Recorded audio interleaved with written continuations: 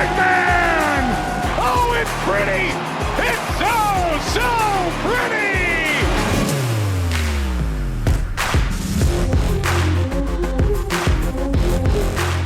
There were some huge interdivisional tilts last week. Is the West truly the best? And Baltimore put on its boogie shoes, but would it be enough against powerful Florida? Find out now. Well, this is MASL Primetime. What's up, everyone? I'm Alex Bastiavansky. So awesome to have you on board for this week's program, and there's tons to cover. There were some massive interdivisional showdowns that took place last week. And one of the biggies was Kansas City flying out to the coast to take on Western Power San Diego. Now, the Comets, of course, have dominated the Central Division this season, crushing opponents on the way to racking up one of the best records in the MASL. They faced the defending Ron Newman Cup champions on Friday, though, and got a rude awakening.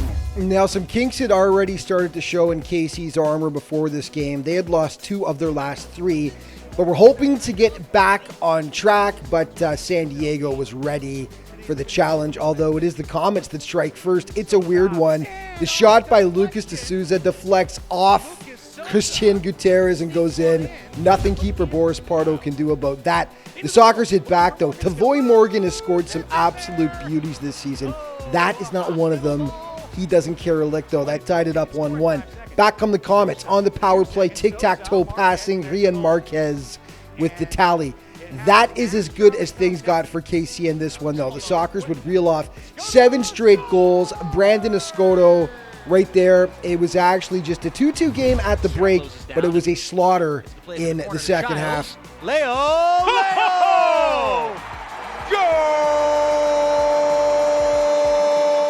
Leo de Oliveira, the banger top shelf, and then Tavoy Morgan pokes in his second of the game to double the Sockers lead. It's 4-2. And then off the restart, Craig Childs back for Leo. He gets his brace, and he would finish with 3 points. So KC goes into the Lions' Den and gets smacked around. No other way to put it. San Diego all over the Comets. They win the Clash of Division Leaders 8-3.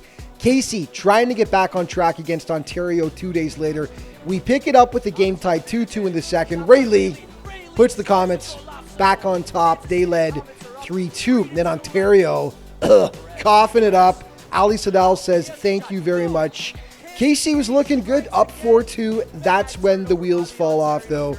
Ontario goes on a run. Alan Perez denied by the keeper. Jorge De Leon crushes the rebound home, though. 4-3 at the half. In the second, Thiago Gonçalves, the gorgeous feed for Robert Palmer, and that header size it up for 4, and the floodgates were open. De Leon on the rush. He slides it under the keeper, and the Fury had their first lead of the contest. And then they're on right now. This is amazing. This is the best 2 minutes I've seen from the Fury in a very long time. Tayu out to Hernandez. Fury on the counter again. Nestor shot. Israel Cisse. We got another goal. The captain punching it into the back of the net. Fury go up again, Doctor. Yeah, Christian Philemon. Philly with a great call. 3 goals in 45 seconds for Ontario. They knock off KC 8-5. Wow. It was up to Milwaukee to try to salvage some points for the Central Division. Tough ask, though, as they were up against San Diego. 51 seconds in, Charlie Gonçalves redirects the shot home. Kind of sticks his foot out. In it goes. 1-0 Sockers. Second quarter, Milwaukee evens it up. Ian Bennett just kind of smashes it right through the leaky wall there. Keeper Boris Pardo will not be happy about that. It was tied up 1-1. San Diego went on an absolute rampage after that, though. Escoto, the Gonçalves, and the Sockers take the advantage 2-1. 6 minutes later, it's Charlie again with a little help from Byron Gutierrez. Oh, poor Byron. Take another look. Deflects off him and into his own net. You know, it's going right for your team. You get all the breaks, and it was going right for San Diego on this day. Tavoy Morgan, the sweet finish, the bunny hop afterwards. They were loving it, and then Leo's going to step up on this ball, and he's got runners. He's got Childs to his left. He's going to tip it there, and Childs will score. You can see that one coming from the top row of the north side of Pechanga Arena. Craig Childs. Yeah, the soccer's legend getting in on the fun. It was all San Diego on this day. Tavoy Morgan talked about it afterwards and said his boys had something to prove last weekend. This will mean a lot for us. Keep going forward, defend our home ground. So we really deserve this, and we work hard in practice, and we came out and give her everything that we have today. Okay, quick look at the scoring leaders. Ian Bennett continues to be on top, followed by Pereiras, Mohamed Ndiaye, Brandon Escoto now in fourth, and Frank Taiyu of Ontario in fifth with 34 points.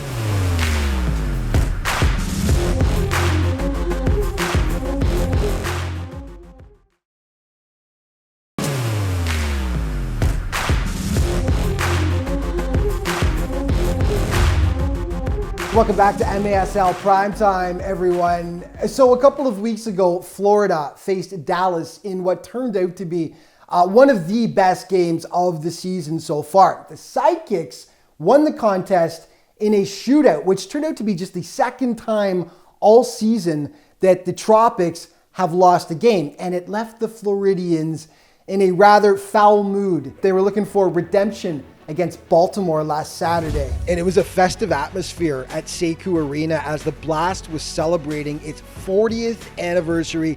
So much tradition and success with this organization, and a very classy move.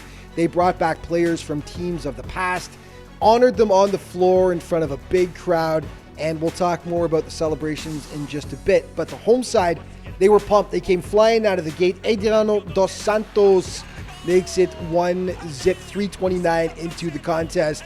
Soon after, more magic from the Blast. Oswald Anang back for Jeremy Raley. 2-0 Baltimore with more to come. Just 26 seconds later, Nelson Santana makes it 3-zip Blast.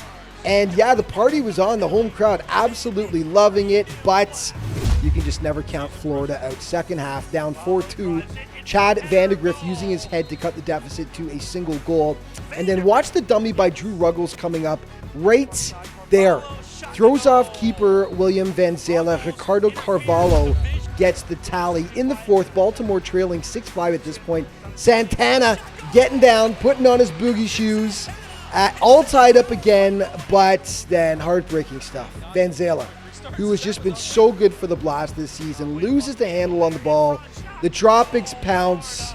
Ricardo Dieguez deposits, and ouch, that took the steam out of the big home crowd. That is the winning goal. Tough way to go down. The Tropics squeaked this one out 7-6. Florida also took on Harrisburg, and many were expecting a blowout, but the Heat came to play. They draw first blood. Robert Williamson, the opener for the home side. The Tropics respond, though. Zach Raggett, easy little tap in out front, and it's 1-1. Okay, skip ahead to the fourth now. Florida leading 6-4. Cue the comeback, though. Danny DePrima to Williamson, and the Heat trailed by a single goal. And then, look out, here come the Heat. Left side, Francis shoots and scores! We're tied at 6! Dom Francis with the beauty, but with just 25 seconds left, Ricardo Dieguez breaking hearts in Harrisburg. They would add one more in the dying seconds to seal it. 8-6, the final score. Florida taking this one. Okay, it was Tacoma in Chihuahua for 2 games last weekend. We'll show you the one that was close, and we'll explain the other one in a bit. The Stars hit first just 52 seconds in. Vinny Dantas making it 1-0 Tacoma. The Savage respond, though, just 40 seconds later. Tough one for the Stars. Off the D-man, off keeper Danny Waldman, and in. Ouch. Uriel Zwart gets credit for it. We'll skip ahead to the fourth now. Tacoma trailing 8-7 when Alex Megson, beauty, knots it up with the acrobatic strike. Soon after, Alex Kacheris gives the Stars their first lead since they were up 1-0. But the Savage weren't going away. Brian Aguilar sets up Eduardo Gray. Chihuahua squares it at 9 apiece. And this one, it needed overtime to decide things. Bautista Escalante, el sonorense jugando para el de San Luis Potosí. ¡Pareja! ¡Gol! ¡Gol!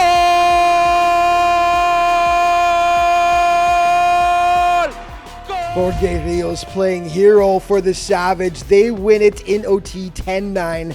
Now, I mentioned it was one of two games the teams played last weekend. This was the first one.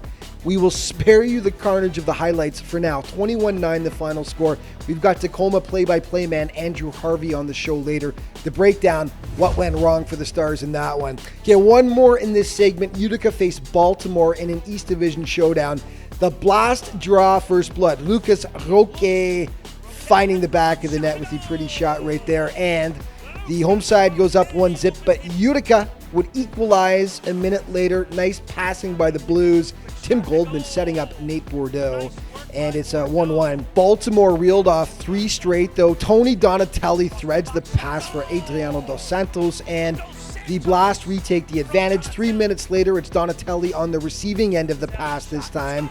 He smashes it home. Baltimore leading 3-1 at the half. After the break, Juan Pereira hooks up with Oswald Anang, and he puts it home. Utica never really threatened Baltimore in this one as the Blast end up winning, going away 8-3. Now, of course, we mentioned the Blast 40th anniversary celebrations. Well, they took the time as well to honor two new inductees into the Blast Hall of Fame, Mike Lookingland and Adato Neto. New additions to the Hall, the current team coming out to join the festivities as well. And like Coach Dave Basco mentioned on the show recently, it's always been like a big family with the Blast for the last 40 years.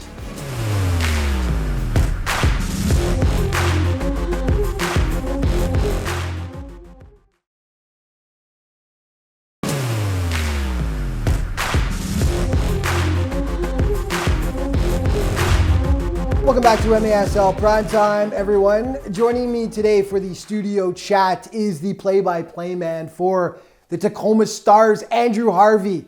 Andrew, how you doing? Alex, I'm doing great. It's great to be here. Thanks for having me aboard. Well, it's great to have you here, man. First time we've ever had you on the show, so welcome. And today we're just going to touch on a bunch of different stuff. There were some fascinating interdivisional matchups, which we'll get to. Let's start with your Tacoma Stars, though. You had two games in Chihuahua last weekend. And sorry to bring up a sore spot, but Saturday, 21-9 loss to the Savage. I mean, you guys, you're sitting last right now in the West, but you've been competitive still all season long. What happened on Saturday? You know, I think, Alex, the old saw goes that you can't win a game in the first quarter, but it sure seems like you can lose one in the second. And I think Saturday's match was a case of a lot of little things adding up to one big thing. It's a short floor compared to what the Stars are used to down there in Chihuahua. That's not an excuse, but it does kind of change the way that they play through the middle of the field. You know, small moments that needed to go Tacoma's way didn't. In the first quarter, the one that really jumps out to me, 13 seconds left and Chihuahua bags a goal to make it 4-1. It's just a 3-goal difference at that point, but a lot of little moments like that can really add up and kind of let a game tailwind run you. So, Andrew, of course, the Kansas City Comets have been the power of the Central Division this season, and they flew west for some big games last weekend against San Diego and Ontario. Let's start with, the San Diego game, of course, against the defending Ron Newman Cup champions. They dropped that one. Just take us through the weekend and where you think the balance of power in the MASL lies after what you saw. You know, I'm not going to sit here and pretend that I don't have a little bit of West Division bias, Alex. It's the division I'm most familiar with. But I think there really is a case to be made that San Diego's dominance throughout the league really kind of disguises the quality that's in this Western Division, particularly for Ontario. Ontario's only lost 6 matches this season. 4 of those have been to the San Diego Sockers. So they're a much stronger team than the record might initially suggest. And I think that's what Kansas City kind of discovered when they came out here to try to play against them. So, Andrew, one more point to go over before we wrap it up here. And the date that everyone should have circled on their calendar or put in their phone, whatever people do these days. I guess we don't even have calendars to circle anymore. Put it in your phone. March 31st, Florida in San Diego to take on the Sockers. Those teams are clearly the top 2 teams in the league at this moment. Things could, of course, change down the stretch. But right now, those are the top two teams. How insane is that encounter going to be in San Diego? Well, Alex, as someone who does still keep a physical calendar on his fridge, I can tell you without any sense of irony that I do in fact have that date circled. If you like indoor soccer, right, this is the marquee matchup to tune into this year.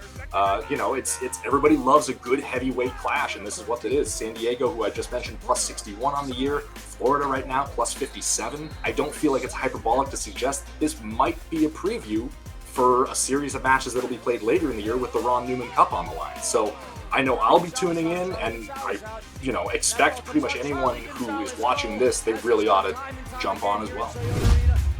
Unfortunately, Andrew, that is it. We got to wrap up the segment, man. But thank you so much for taking the time to be on the show today. Really appreciate it. We will do it again soon. Take care, buddy. Alex, I look forward to it. Thanks so much for having me.